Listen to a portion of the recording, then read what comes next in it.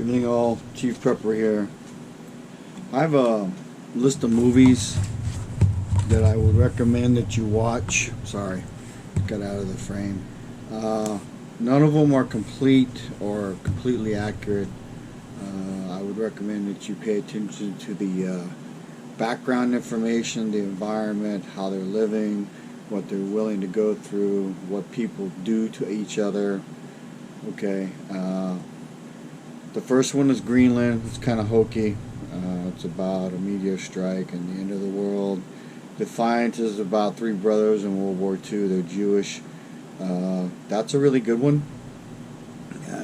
It's going to show some things that some feminists won't like, but basically women give themselves to men for protection.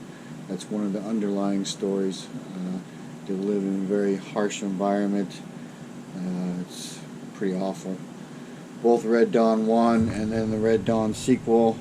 Pay attention to the background information, how they live, what they did, caches of weapons, food, The Zookeeper's Wife. A lot of these are about Jews, but persecution of people, whether they're Jewish, black, brown, Indian, Native American, white, it doesn't matter. It's bad. The Resistance.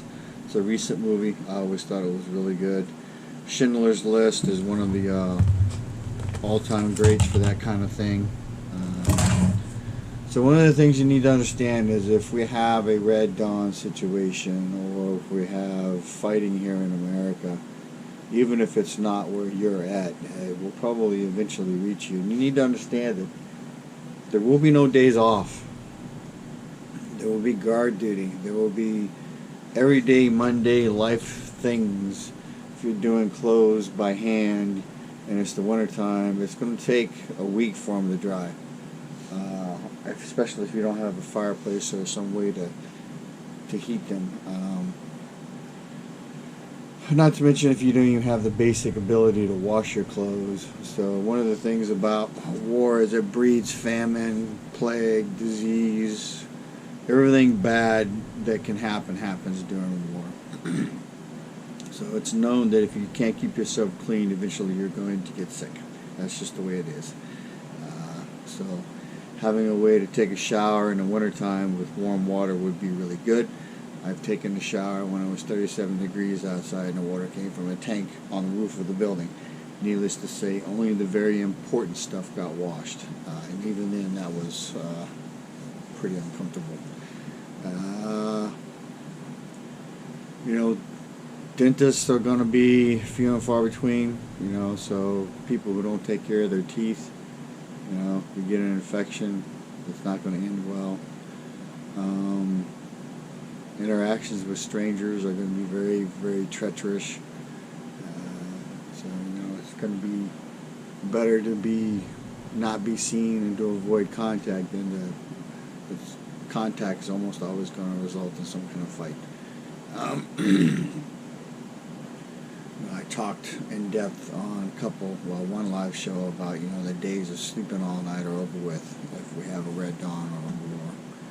So we haven't had war on our soil, like war, fighting, open fighting, I guess since Civil War maybe. We didn't really have anything other than that. We've had civil rights movements and stuff, but it wasn't outright fighting. We haven't had boots on the ground.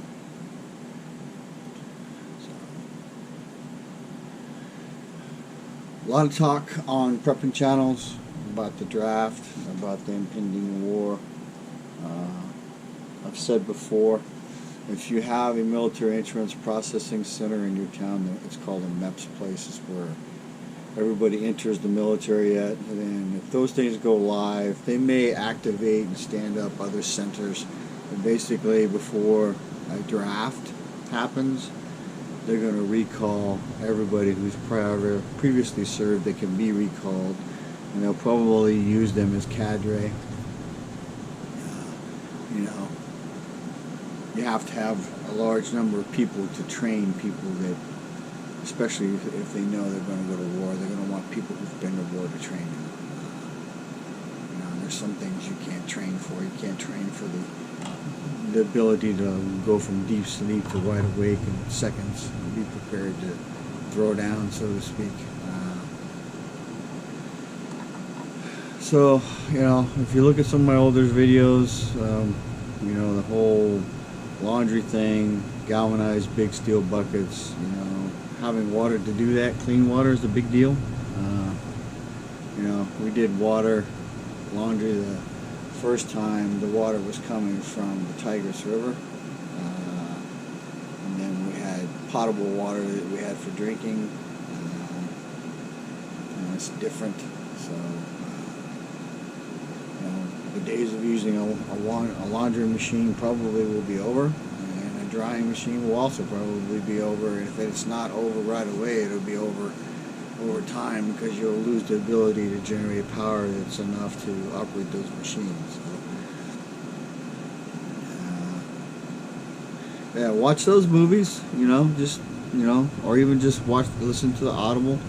I mean, the background stories and what they endure weather-wise, and, you know, the awfulness of being killed because they're Jew, you know, I mean, understand something. When you're fighting someone and they're the enemy, that, you know, their goal is to kill people, and then your goal is to kill them, and in the end, the only thing that happens is one side wins by killing more of the other. So it's a sad affair. I've been twice. Don't know what else to say. It's Monday night. You know, we're about a week away from the very first part of August. Texas and San Antonio is probably going to break the 100-degree temperature record. Previously, with 57 days, I think we're going to hit 60 by the middle of August, and then hopefully by then it'll start cooling off. I did turn the house AC back on for 3 or 4 days, and then I've turned it back off because I got to do some work, because I don't want the stuff that's in the attic blowing into the house. Basically, that right there is the guts to fluorescent lights that were in my kitchen.